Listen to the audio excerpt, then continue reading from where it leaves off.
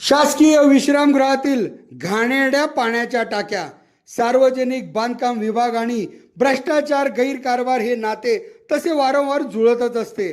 परंतु आता सत्ताधारी मंत्री महोदयांनीही यांची बाजू घेणे अशक्य आहे.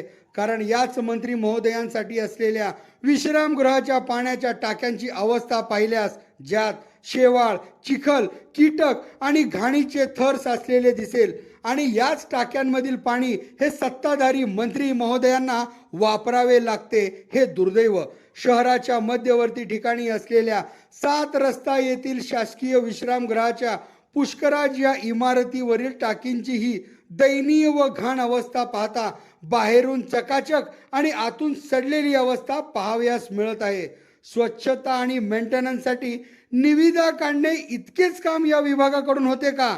कारण या टाक्यांची बोलकी अवस्था पाहता गेल्या अनेक दिवसापासून या टाक्यांची स्वच्छता झाली नसल्याचे स्पष्ट होते. म्हणजे फक्त कागदोपत्री स्वच्छता दाखवत वस्तुस्थिती मात्र घाणेरडी असल्याने यास जबाबदार कोण? कंत्राटदारांवर कोणाची मेहर नजर आणि का? या प्रश्नांची उत्तरे शोधण्याचा प्रयत्न केल्यास निश्चितच भ्रष्टाचार व गैरकारभाराचा वास आल्याशिवाय राहणार नाही. अखेर या सर्व परिस्थितीत कोणीही जबाबदार असले तरी आज मितीस तरी स्वच्छ भारतचा नारा देणाऱ्या भाजपाच्याच राज्यकर्त्यांना विश्रामगृहातील अस्वच्छ पाण्याचा वापर हा करावा लागत आहे, हे मात्र खरे.